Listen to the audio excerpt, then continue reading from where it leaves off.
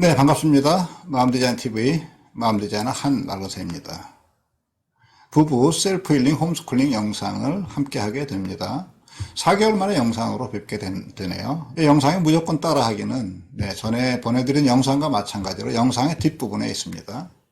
이 영상의 뒷부분을 함께 하시면 영상에서 우리가 나누려고 하는 힐링을 함께 하실 수가 있겠습니다. 오늘 영상에서는 피해 배우자가 외도의 상처를 극복하는 법을 나누고, 다음 주 영상에서는 가해 배우자가 피해 배우자의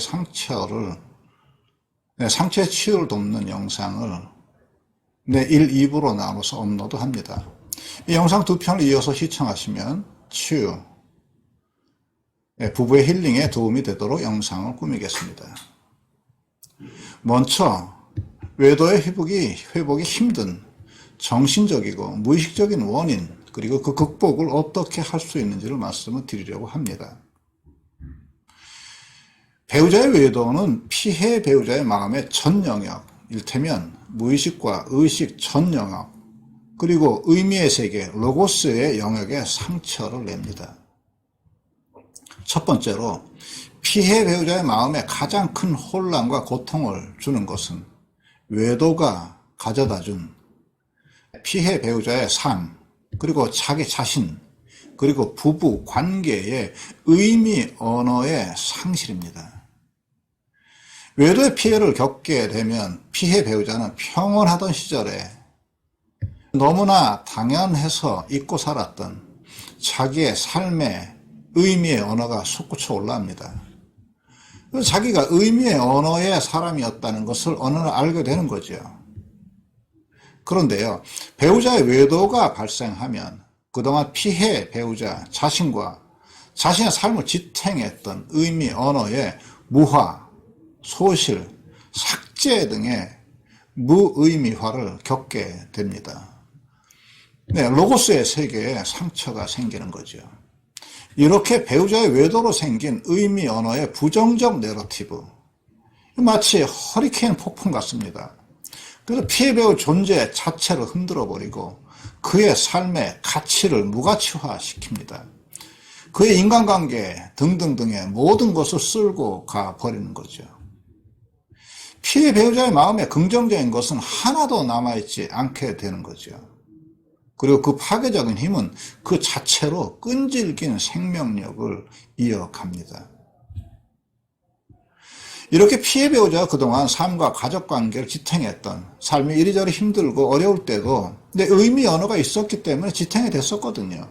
부부란 무엇이고, 사랑이란 무엇이고, 엄마란 무엇이고, 아버지란 무엇이고, 믿음은 무엇이며, 내 삶의 의미나 가치는 무엇이었는지, 내 삶의 이유, 헌신의 이유, 이런 의미 언어 일체가 붕괴되는 거라고요. 이것은 피해 배우자에게 삶의 무력감, 회의감을 줍니다. 이 배우자의 외도에서 비롯된 의미 언어의 무화 현상, 이거 독자적으로 일어납니다. 그리고 파괴적인 가공할 에너지를 갖고 있어요. 백신 주사의 부작용인 사이토카인 폭풍과 비슷합니다. 백신 부작용인 사이토카인 폭풍이 오면 엄청난 양의 스트레스 독소가 인간의 세포막을 손상시키잖아요. 그리고 염증을 만들어내죠. 그 인간의 세포 핵에 바이러스들을 발생시킵니다. 그 결과 몸에 병원성 세균이 생기게 되고 심하면 목숨을 잃게 되는 겁니다. 이와 똑같이 배우자의 외도는 삶의 백신인 의미의 세계를 공격하는 것이죠. 이런 외도에 관한 의미 언어 파괴는 피해 배우자의 내면에 반복적으로 기록되고 저장됩니다. 문제는 이런 현상이 피해 배우자가 원해서 그렇게 되는 것이 아니라 원치 않았는데도 이런 현상이 내면에서 저절로 올라오는 게 문제랍니다. 이렇게 되면 피해 배우자는 외도에 관한 부정적 내러티브, 여기에 주체의 자리를 내어주게 됩니다. 주체는 외도에 관한 상처에 의해서 밀려납니다. 외도에 관한 상처가 주체의 자리를 차지하는 것이죠. 이 결과 주체의 소외가 일어납니다. 주체의 자리는 빈자리가 되고 그 결과 공허, 허전함이 반복됩니다. 그러면 이것을 또 보상하려는 욕망이 생기는 거죠. 이것이 의심, 사랑관계에 대한 확인, 집착, 취조, 외도에 관한 끝없는 탄핵 질문, 불안 이런 게 중첩돼서 일어나게 되는 겁니다. 근데 이렇게 의미 언어의 상실이 삶에 무력감을 주었다면 두 번째로 이 의미 언어의 상실이 피해자의 또 다른 고통에 밀어넣는 것이 있는데 그것은 자기 파괴입니다. 의미 언어가 파괴되면 자아를 위축시킵니다. 그러니까 타인을 의존하게 됩니다. 자존감 저하 현상, 자존감의 소멸이 일어나는 거죠. 나는 이제 매력이 없나 봐. 나는 남자도 여자도 아닌가 봐. 나는 저 사람에게 더 이상 중요한 사람이 아닌가 봐. 나는 지금까지 무엇을 위해 살아온 거야. 내 인생은 잘못됐어. 내가 잘못 살아와서 사태가 이 지경이 된 거야. 네, 이렇게 끝없이 자기의 자아상을 위축시키는 내면의 소음을 스스로 만들어냅니다. 피해 배우자는 배우자의 외도 전에는 타인과의 관계도 무난했고 삶에서 자신의 역할을 잘 수행하면서 그랜대로 괜찮았는데 가해 배우자의 외도는 피해 배우자의 자기 확신, 자아상의 상처를 주는 겁니다. 네, 이렇게 피해 배우자의 자아상이 소멸 혹은 위축을 겪게 되면 세 번째, 드디어 문제가 되는 것이 생겨납니다. 네, 세 번째는 피해 배우자의 욕망의 방향을 잃게 되는 겁니다. 피해 배우자의 무의식은 타자의 욕망을 욕망합니다. 이게 심화되는 거죠. 배우자의 욕망을 욕망하는 거예요. 자기의 욕망을 욕망하지 않고 태울 수 없는 욕망에 사로잡히게 되는 겁니다. 타자, 배우자의 욕망을 감시하고 그의 욕망이 무엇인지를 알고 싶어 하고 저 사람의 욕망이 자기를 향하는지를 확인하는 거죠. 타자의 시선, 배우자의 시선이 자기를 향하기를 욕망하고 갈망하는 겁니다. 이렇게 피해 배우자는 자기의 주체를 가해 배우자의 욕망의 대상으로 자기를 위축시키고 의존시키고 분해시키고 하강시킵니다. 자기 주체를 누군가 배우자가 지지하고 격려하고 사랑하고 인정해야 내가 존재하는 거죠. 자기 주체를 누군가의 지지, 격려, 사랑, 인정을 받아야 살아갈 수 있는 대상으로 격화시키는 겁니다. 피해 배우자의 무의식이 스스로 그런 선택을 하는 겁니다. 이것이 피해 배우자 신경증으로 몰아가는데 이렇게 되면 피해 배우자는 배우자의 눈빛, 목소리, 말투, 목소리의 톤, 행동, 태도, 배우자의 성적인 욕망, 그의 성적인 움직임 이런 것을 응시하면서 그의 욕망을 욕망하는 거죠. 가해 배우자의 욕망을 채워주려고 그의 마음에 들기를 갈망하거나 아니면 그 반대로 다시는 그가 원하는 것을 해주지 않겠다 하는 결심을 하기도 합니다. 심하면 상간남, 상간녀보다 더 나은 자기를 욕망하죠. 그 상상의 어떤 사람과 미모를 비교하고 근육을 비교하고 몸매를 비교합니다. 잠자리의 매너를 비교하기도 하는 거죠.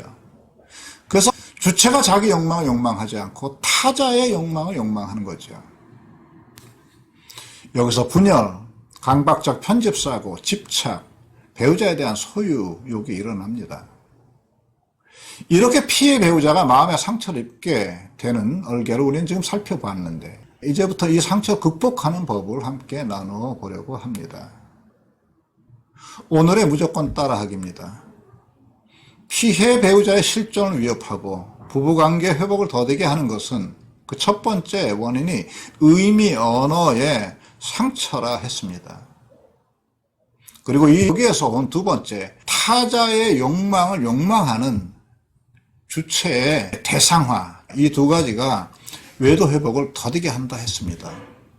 그래서요, 가장 먼저 하실 일은 외도에 관한 내면의 소음과 외도 자체를 구별하셔야 합니다. 외도가 만든 의미 언어가 만든 부정적인 내면의 내러티브. 네, 이 내면의 생각과 주체와 거리를 가져야 합니다. 어떻게 거리를 갖느냐고요? 네, 이렇게 해보십시오. 귤이 하나 있습니다. 예, 귤의 색이 노란색입니다. 이 귤의 색깔은 노란색이야. 네, 이렇게 한번 생각해 보십시오. 네, 우리는 누구든지 이 귤이 노란색이야 하는 그 생각을 알고 있는 메타 마음이 있습니다. 메타 마음. 내가 생각하는 것을 알고 있는 마음이 있는 거죠. 네, 그 마음에 있으면 이 귤은 노란색이야 라는 생각과 거리를 갖게 됩니다. 네, 자주 연습하시면 끝없는 내면의 소음, 외도에 관한 내면의 소음과 거리를 갖는 마음을 발견할 수 있답니다. 연습하시고 반복 연습하십시오. 두 번째는요, 타자의 욕망을 욕망하는 주체를 자기 욕망을 욕망하는 곳으로 주체를 이동시켜야 합니다. 네, 주체를 이동시켜야 해요. 네, 이렇게 이동을 하시면 됩니다. 나는 그가 나를 사랑하기를 욕망한다 해서 나는 내가 나를 사랑하기를 욕망한다로 바꾸십시오. 나는 그가 나의 상처를 공감하기를 욕망한다 해서 나는 내가 나의 상처를 공감하기를 욕망한다로 바꾸십시오. 나는 그가 진정으로 나와 함께 하기를 욕망한다 해서 나는 나와 함께 하기를 진정으로 욕망한다로 욕망의 주체를 바꾸십시오. 주체의 자리 이동을 하십시오. 네, 이렇게 주체를 대상에서 주체 자체로 옮길 때 비로소 주체는 온전함을 찾게 되고 가해 배우자와 외도 문제 이후에 삶의 어울림, 부부의 조화로움을 찾아낼 수 있는 힘을 발견할 수가 있습니다. 오늘 영상에선 피해 배우자가 외도의 상처를 극복하는 법을 나누었네요. 다음 주 영상에서는 가해 배우자가 피해 배우자의 상처 치유를 어떻게 도울 수 있는지 업로드 하도록 하겠습니다.